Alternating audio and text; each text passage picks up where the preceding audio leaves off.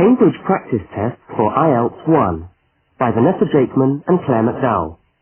Published by Cambridge University Press, 1996. This recording is copyright. Cassette 1, Side 1. Practice Test 1. You will hear a number of different recordings, and you will have to answer questions on what you hear.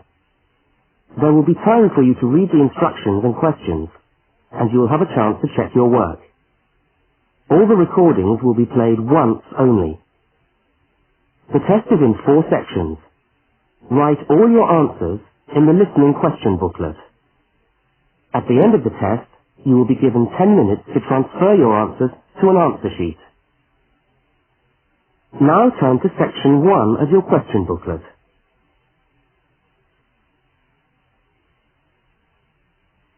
Section 1. You will hear a telephone conversation between a woman and a police officer. First, look at questions 1 to 5. For each of the questions, 4 alternatives are given.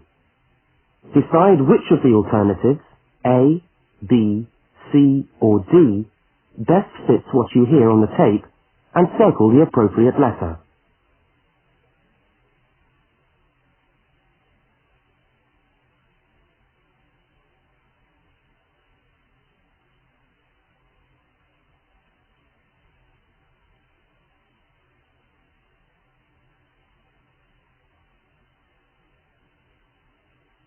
You will see that there is an example which has been done for you.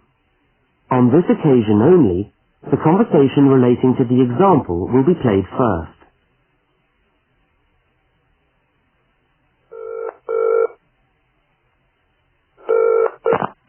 Good evening, City Police Station. Can I help you?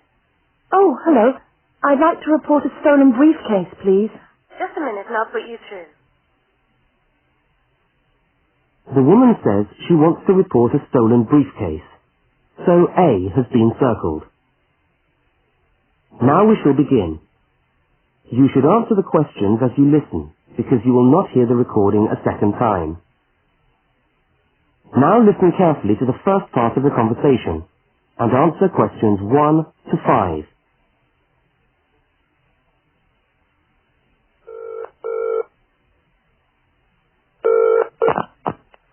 Good evening, City Police Station. Can I help you? Oh, hello. I'd like to report a stolen briefcase, please. Just a minute and I'll put you through. Lost property, can I help you? Oh, yes.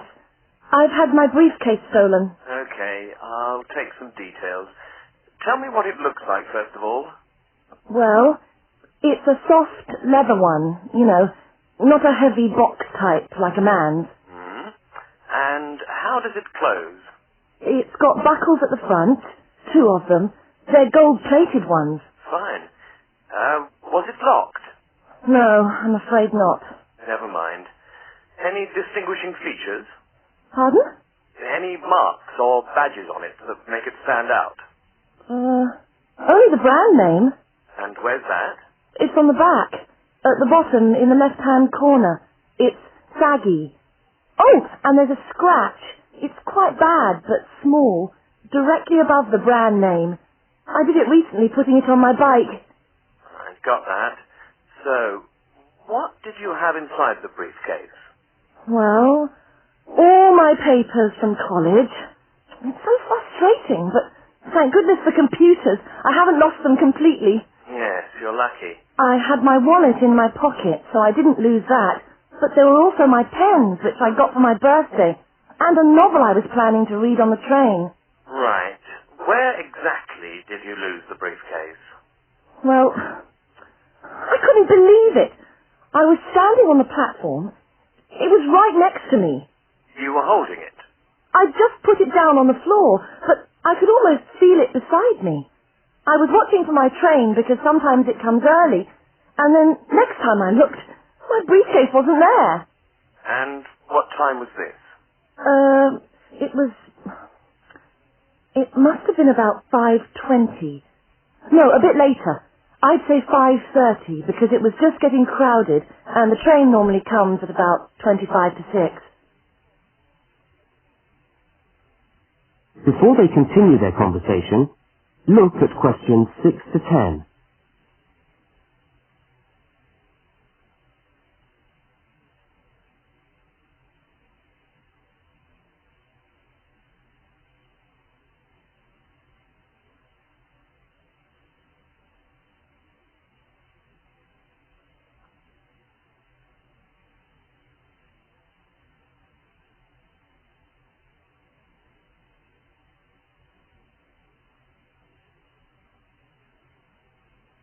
As you listen to the rest of the conversation, complete the form by filling in the numbered spaces 6 to 10. Right. If you'll just give me some personal details. Yes. What name is it? I'm Mary Prescott. Can you spell that? Yes, it's Prescott.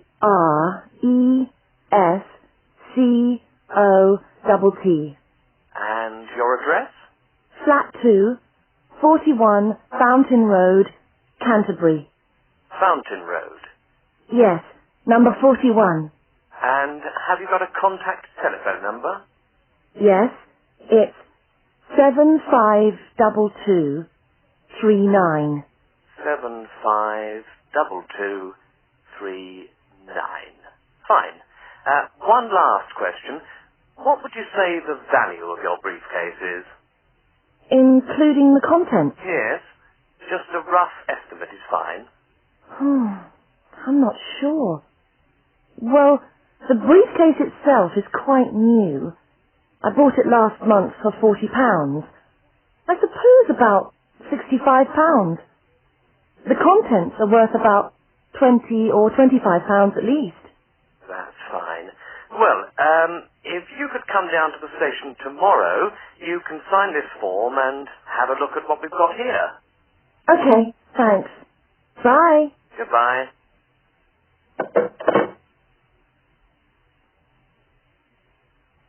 That is the end of section 1. You now have half a minute to check your answers.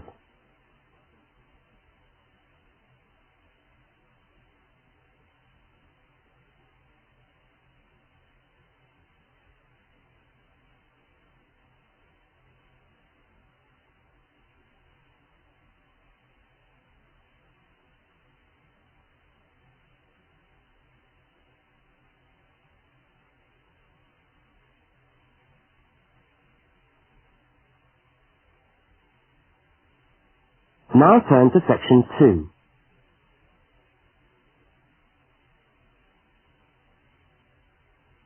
Section 2. You are going to hear a news report from an Australian radio program. First, you have some time to look at questions 11 to 13.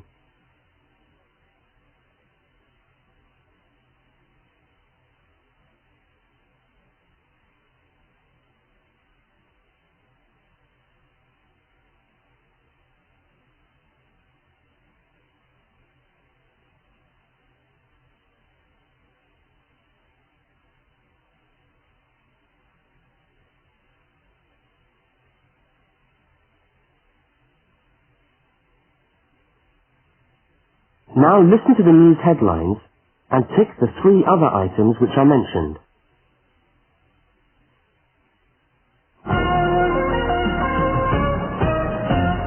This is the 6 o'clock news for Tuesday the 25th of November. And first the headlines. The Prime Minister has promised to help the drought-stricken farmers in the northern part of the country who haven't seen rain for nearly 2 years. And in Sydney, a group of school children are successfully rescued from a plane which landed in the sea shortly after takeoff. Transport workers are on strike in Melbourne over a pay claim, and the strike looks set to spread to other states. And on a fashionable note, there's to be a new look for the staff of Qantas, Australia's national airline. Now you have some time to look at questions 14 to 21.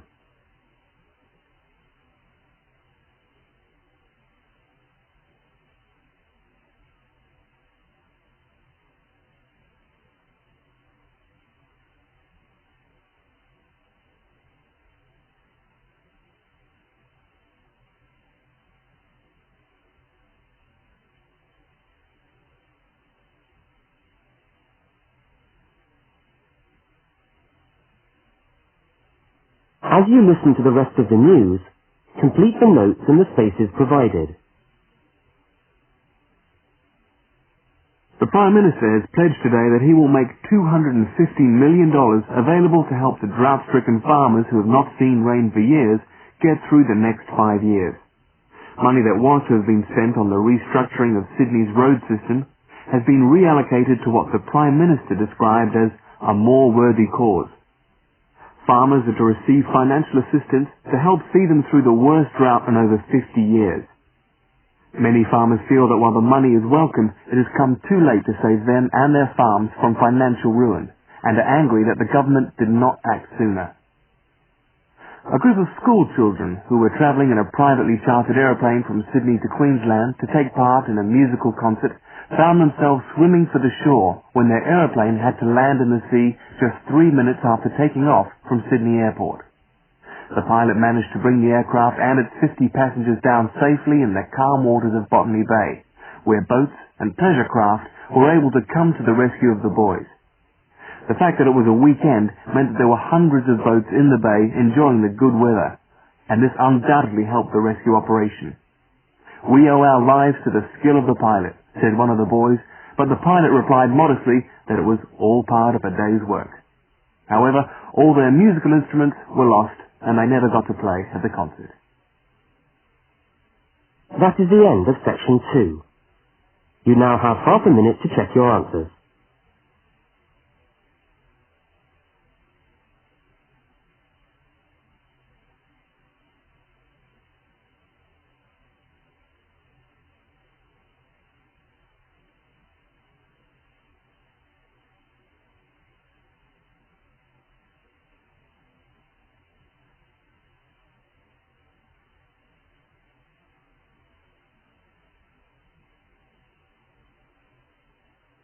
Now turn to section 3.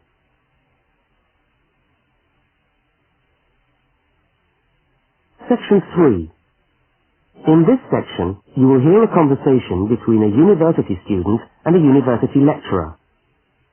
Look at questions 22 to 25. For each of the questions, 4 alternatives are given. Decide which of the alternatives best fits what you hear on the tape and circle the appropriate letter.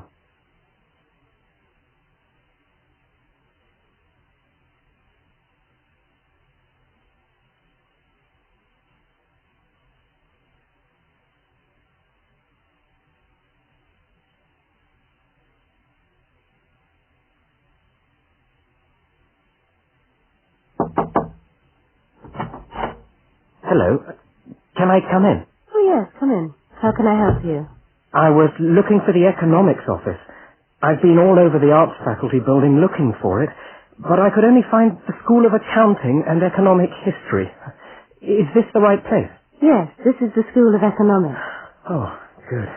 I'm a new student, and I was wondering if someone could give me some information. Well, I might be able to help. I lecture on that program. What do you need to know? Oh, quite a few things, actually. Firstly, how many lectures a week do I have to attend? Well, the Economics 1 course is a double unit. So there are 2 lectures a week and 1 tutorial. Oh. The lectures are scheduled for Tuesday and Thursday. What time? Let me see. This information is all in the handout, which you should have received yesterday at the orientation meeting. Was there a meeting yesterday? I didn't know about that. No one mentioned... Yes, there was. But never mind. Now, lectures are at 4 in the afternoon. Oh, 4's a bit late. I've got a part-time job that starts at 4:30. Well, you can't be in 2 places at once, can you? And attendance at lectures is necessary. We expect at least 90% attendance at this university, you know. 90%? That's high. Do they enforce that rule? Yes, we do. We're pretty strict about it, actually. And what times have been set down for the tutorials? Do you have that information? That's a very well-attended course, so there's a number of tutorial times. Monday, Wednesday, and Friday, all at 9 o'clock. Yours will be allocated at the first lecture. Can't I choose the time? Maybe, maybe not. You'll have to talk to the lecturer on the course. Dr. Roberts is his name. Oh, okay. Now look at questions 26 to 31.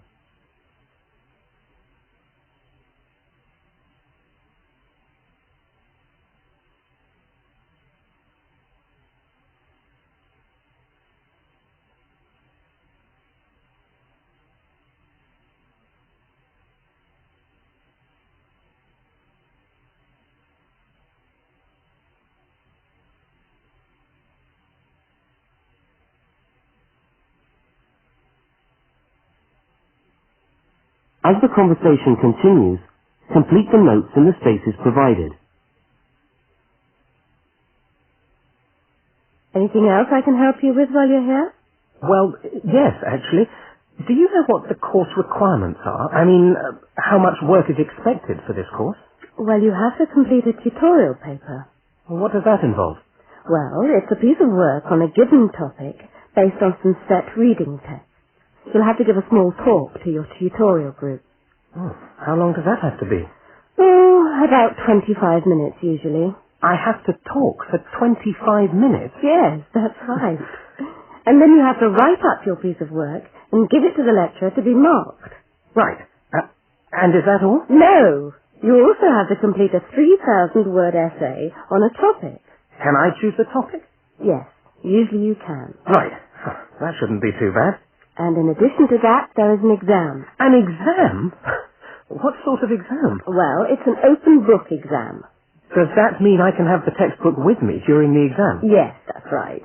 And can you give me any idea about the content of the first year of economics, so that I can get into some reading? Well, you'll be getting the reading list next week when lectures start.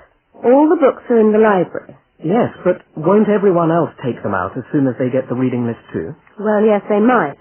But most of the important ones are held in closed reserve. That's the part of the library where you can go to read books, but you can't take them out of the building. What did you call that section of the library? Closed reserve. However, we do recommend that you buy the core books. You'll find them useful and you'll need them for the exam. Yeah, I suppose I will. But what is the focus of the course? Well, the course at this university has a vocational focus. That is, a focus on preparing its graduates for work. So we're orientated very much towards employment. Oh, so my chances of getting a job are good. Well, provided you get good results. Well, look, thanks for your time. You've been really helpful. That's fine. See you next week, then.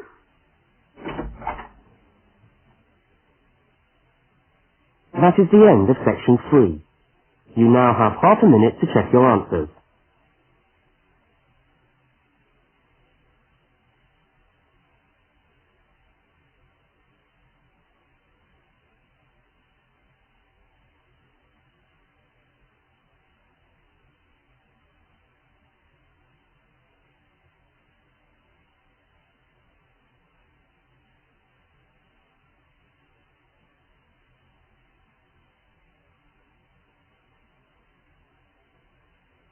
Now turn to section 4. Section 4. You will hear a talk given by a university lecturer about the structure of the university. First, look at questions 32 to 36.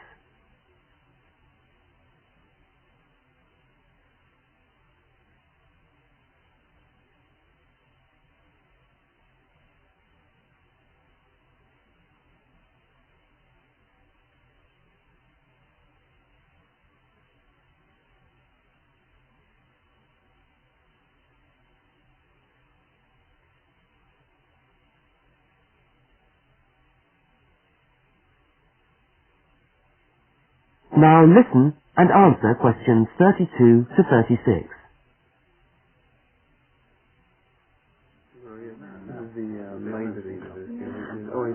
Good morning and welcome to the University of Westlands. My name is Marcia Mayhew and I'm the coordinator of the Bachelor of Social Science degree. This morning I'd like to tell you about the structure of the university and about some of the requirements of the degree that you're about to enter. The Bachelor of Social Science is in one faculty within the university. That is the faculty where I work, known as Arts and Social Sciences. Here on this campus we also have the faculties of architecture, law and science and technology, among others. It's important to know something about the structure of the faculty because as you go through your course, you may need to call on members of the staff to help you. At the top of the faculty, we have a dean, and below the dean, we have 3 divisions. Each division has a divisional head, and your degree is located in the Division of Social Sciences. Within each of the divisions, there are the departments, and each of these offers the different degrees. For instance, 2 of the departments which offer the major subjects for your award are sociology and psychology. Each has a departmental head, but for practical purposes, the people you are going to see the most of are myself as coordinator of the social sciences degree and the actual lecturers who are teaching the subjects that you are taking. For instance, in the first semester, you'll be doing 4 subjects: psychology, sociology, history, and economics. If you have any problems or difficulties, not that I'm anticipating you will, but you never know, then you should go and see your lecturers. For instance, you may find that you can't meet a deadline for an essay, or perhaps you're having problems with attendance. These seem to be the 2 most common problems that students face.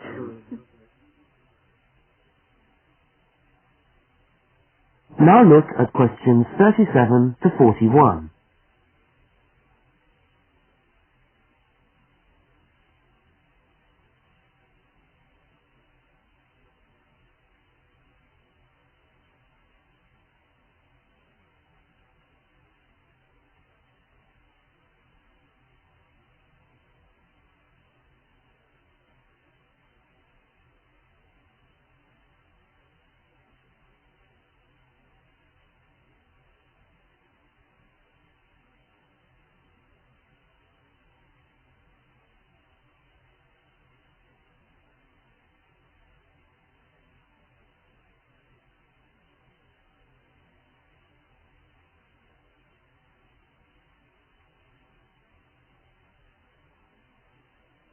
As you listen to the rest of the talk, answer the questions 37 to 41. If your lecturers are unavailable, you can always come and see me in my office. I'm available on Wednesday and Thursday mornings and on Friday afternoons. Outside these hours, perhaps you could ring the secretary and make an appointment.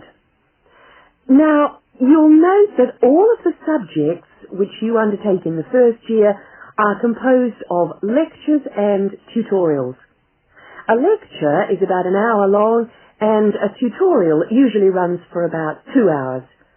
A lecture is rather like what I'm doing now, where one person will talk to all of you together on a subject. Now, we do ask you to try to attend the lectures. A tutorial is perhaps where most of the learning occurs at a university. You will be divided into groups of between 12 and 15 students, and each week one of you will have to present a piece of work to the group as a whole, and then the group will discuss what you said. It's this discussion, this exchange of ideas which really constitutes the basis of university learning, in my view. Listening to lectures in many ways is just giving you information that you could access for yourself in the library. But the discussion at the tutorial is very important. This doesn't mean that you shouldn't go to the lectures, though. Other factors to be particularly concerned about are the structure of essays and delivery of written material. And in particular, I would like to mention the question of plagiarism. Plagiarism is taking other people's work without acknowledging it. That is, without saying where it comes from. Now, of course, all essays are based on research done by other people, but you must remember to attribute the work to the original writer. And while it's a good idea to work with other people, don't hand in work which is exactly the same as your friend's work, because we will notice. If you don't acknowledge the source of your information, then you run the risk of failing the subject, or in very serious cases, you might be denied entry to the university. Last but not least, stay in touch with us. If things are getting you down, don't go and hide. Come and talk to us about it. That's what we're here for. Right. Thank you very much for coming along today.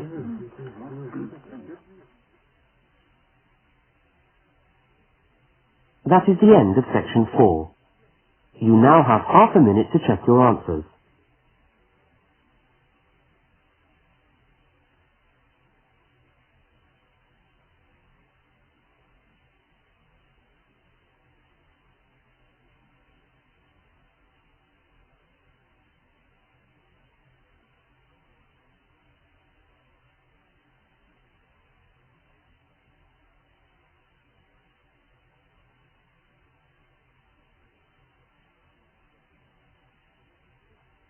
That is the end of the listening test. You now have 10 minutes to transfer your answers to the listening answer sheet.